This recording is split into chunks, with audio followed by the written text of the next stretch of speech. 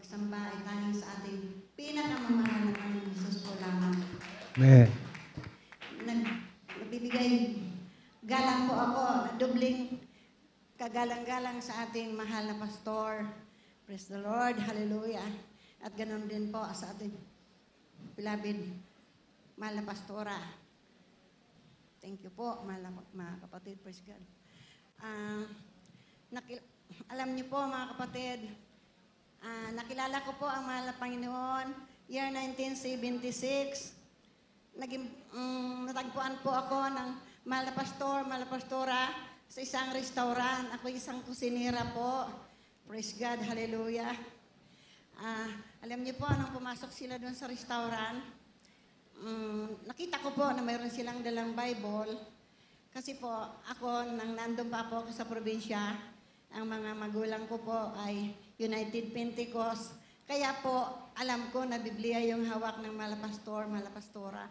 Nilapitan ko po sila kung anong order po nila kasi maga pa po yun. Wala pa pong, hallelujah, wala pang mga silbidora. Ako po ang lumapit sa kanila, nagumandang umaga po ako.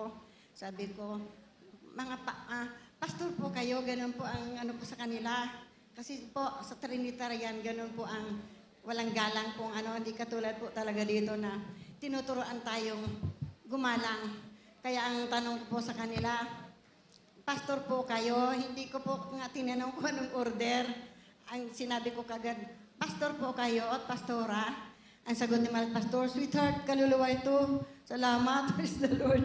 May mahuhuli tayo dito sa restaurant.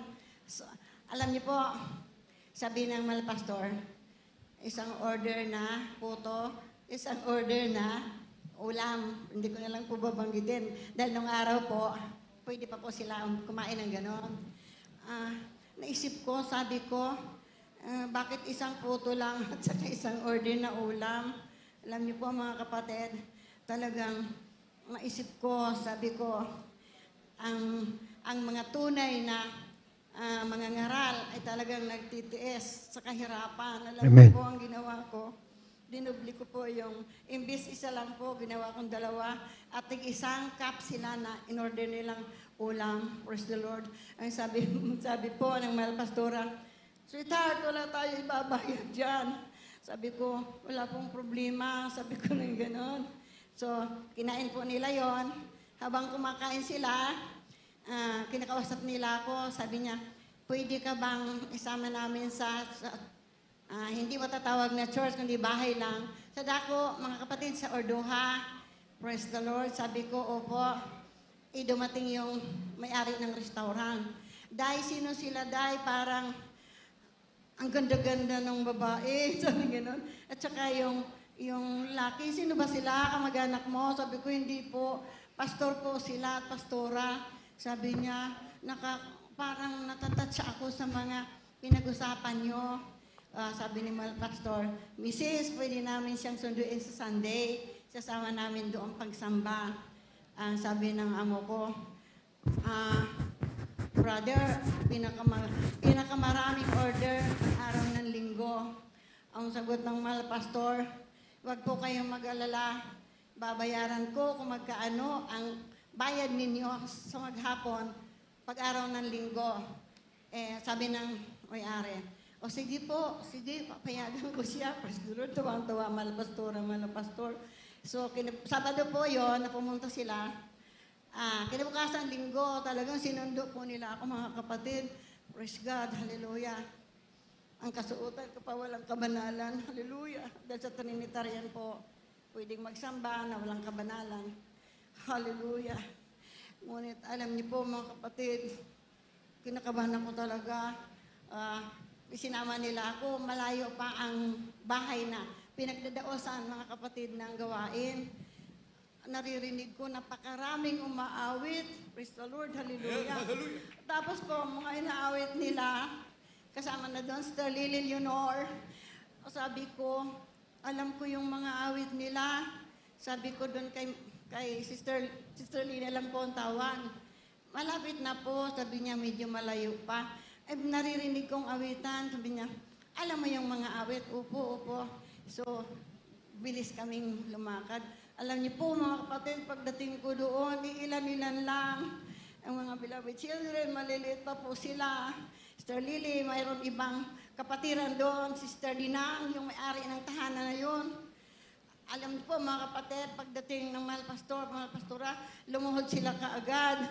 Praise God, hallelujah. At dali-dali si mahal pastora, nagbihis at siya nang nagpaawit. Ang saya-saya, akala mo po, napakaraming kapatiran, ilan-ilan lang kami. Praise the Lord. Nasamahan sila, kami ng mga anghel. Praise the Lord. Praise the Lord, hallelujah. Kaya ang nangyari po, umiyak na ako ng umiyak. Sabi ko, kaiba sila dito. Sabi ko, ultimong mga bata, ang sasaya, pumapalakpak. Samantalang doon sa dinadaluhan namin, paikot-ikot kami, paikot-ikot, ganyan. Hallelujah.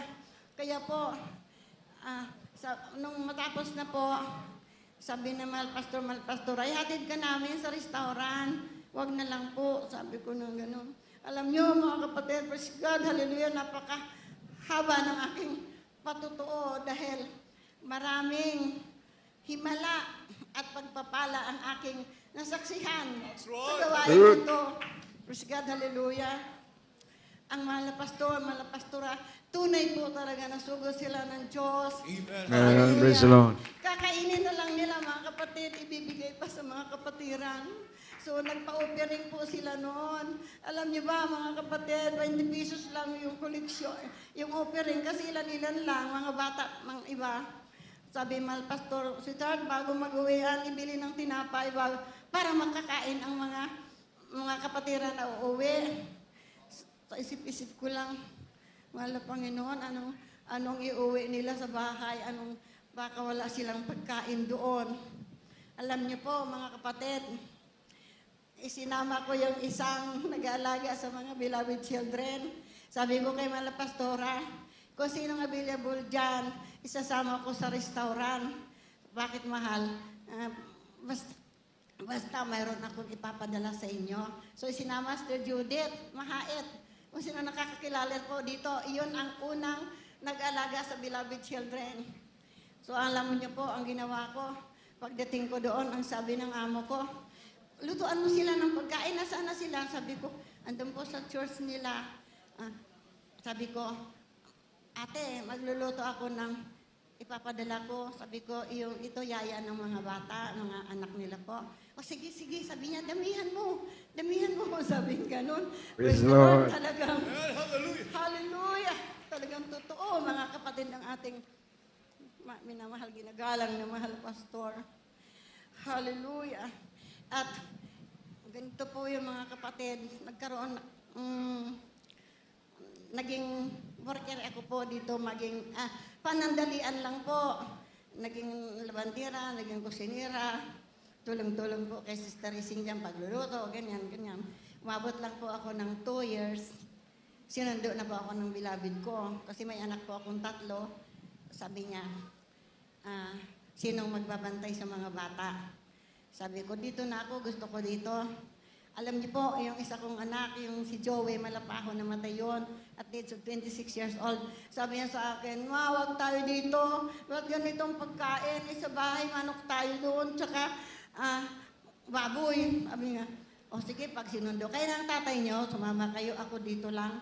Presulot, tuwang-tuwa si Malapastora. Sweetheart, natupad ng pangarap ko na mayroon akong mauutusan, magluto. Alam mo bang kakanin? Sabi ko, opo. Anong paborito niyo? Sister Lina, sabi ko pang gano'n. Biko, mahal, Biko. O sige, magaling ako dyan magluto. So, anong nangyari po? Tumira po ako dito, kasama ko ang 3 kong anak. Hallelujah, praise God. Glory to God. Pasensya na po kung napahabaan ng ano ko, talagang umaapaw ang kagalakan ko, mga kapatid. Praise the Lord. Praise the Lord, glory to God. At iduktong ko pa sa patuto ko, si Sister Amor Anacion, galing siya ng ibang bansa, dinala siya sa Batangas, kasi taga Batangas po yata siya, dinala dito sa pastoral. Dito po, dito na yun.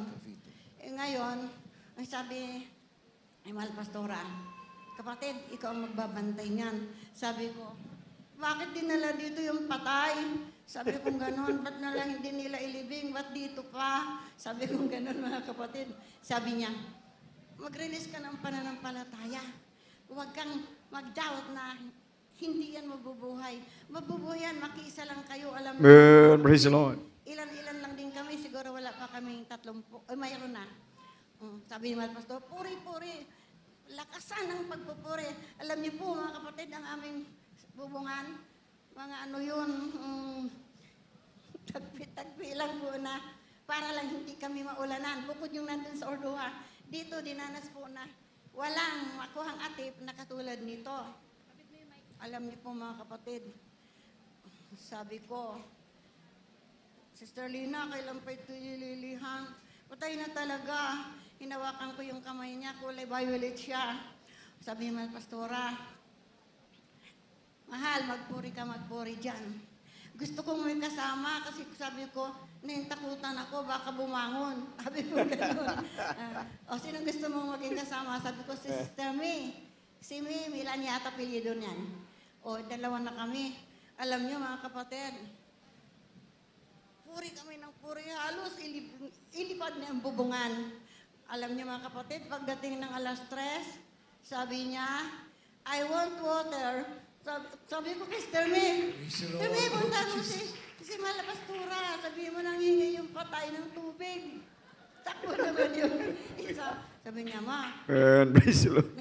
yung patay, nanghingi ng tubig. Takbo si Mahal Pastora. Praise the Lord. Biro mo niya, mga kapatid, ang himala talaga.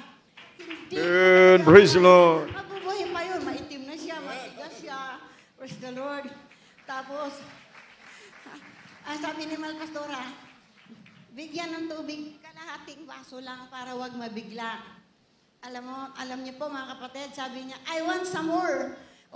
Di binigyan ulit. Sabi ni Mahal Pastora, wag na, magtimpla kayo ng gatas. Kalahating baso lang. So, tinimpla naman siya. Inubos pa rin niya yun, mga kapatid. Praise the Lord. Hallelujah. Amen. Praise the Lord. Hallelujah. Glory to God. Kaya, mga kapatid, huwag kayong mag-alinlangan ng ating mahal pastor. Tunay na sugo ng Diyos. Amen. Praise the Lord. Hallelujah. Saksi ko ang mga pangyayari, ang himala at mga pagpapala. Kung hindi pa kayo nagsasawa sa akin patotoo, mayroon pa akong iduktong nona. Isang umaga, wala talagang bigas, kahit isang gatang. Sabi ni kapatid hipak ni Mahal Pastora, si Sister Iseng, Manang, sabihin mo kay Inse, kahit isang gatang, wala talagang kahit ilugaw, wala talaga. Lumapit naman ako, sabi ko, Mahal, wala daw mailulugaw. Kahit isang gatang, walang-wala. Tawagin lahat ng mga bata, tawagin lahat. Yung kayang lumuhod. Mga anak, wala tayong kakainin. Okay lang ang mga nanay nyo, kaya magpasting, pero kayo, kaya ang gagawin ninyo, luhod kayo dyan, taas yung kamay, magpuri kayo, hilingin yung mahal Panginoon, bigyan tayo ng pagpapala. Praise the Lord. Alam niyo, mga kapatid, pagkatapos namin magpuri, mayroon nang nag-doorbell sa gate. Sabi ni Mahal Pastora, kapatid, takbo ka sa gate. Alam niyo po, pagpunta ko sa gate, ang sabi pa ng driver, dito bang bahay ni Pastor Almeida? Sabi ko, oto po. Ito yung order niya, bigas. Sabi ko, sandali lang. Alam ko, walang ibabayad sa in-order. Sandali lang po. Sinara ko ulit yung gate. Mahal, may order si Mahal Pastor na bigas. Sabi niya, Sweetheart, nag-order ka ng bigas. Sabi niya, ano ibabayad natin dyan? Sabi ni Mahal Pastor, huwag ka mag-alala, mayaman ang ating Ama sa langit. Amen. Praise the Lord. Hallelujah. Okay, pasok yan, pasok. So, binaba nila, mga kapatid, 30 kabans ng bigas. Hallelujah! Amen. Hallelujah. Tapos, ang sabi ni Mahal Pastora, magsaing daw. Sabi ko, maglugaw na lang kasi walang ulam. Sabi niya, madali na lang ang ulam. Sabi ko, ang lugaw, Mahal, pwede ng asin. Sabi, hindi, may mga naghuhukay doon kasi po nagpahukay sila ng napakalalim na balon para doon ihulog yung mga ribulto. Praise God, hallelujah. Nagsaing. Sabi ko, Tariseng, magsaing daw, huwag maglugaw. Sige, okay. Alam niyo, mga kapatid, praise the Lord. Hindi pa kumukulo yung sinaing. Mayroon na naman nag-doorbell doon sa gate. Ang dala, mga ulam. Praise the Lord. Amen. Praise the Lord. Hallelujah. Sabi ko, mahal, meron na tayong ulam, meron din sa jeep. May isda, may karne, may buhay na manok, may tanglad, sibuyas, kamatis, kitchen. Amen. Hallelujah. Sabi niya, ikaw kasi naghihinala ka na walang pagpapala. Sabi ko, hindi, naniwala naman ako kasi yung isang truck na bigas. O sige, magluto. May malunggay pa mga kapatid, may luya pa. So, tinulang sa labas. Amen. Praise the Lord. Ngayon, may dala silang bangos, may uling pa. Ibig sabihin, iihaw yung bangos. Praise the Lord, hallelujah. Alam niyo mga kapatid, ang tuwa namin dahil akala namin wala kaming pagkain nung araw na yun. Yung pala, napakabait ng malapangin. Amen. Praise the Lord. Hallelujah. Praise the Lord. Hallelujah. So, hindi ko na lang pakabaan mga kapatid dahil marami pang magpapatuto. Ang lahat ng pagpupuri, pagdadakila ay tanging sa mahal na Panginoon Jesus po lamang. Hallelujah!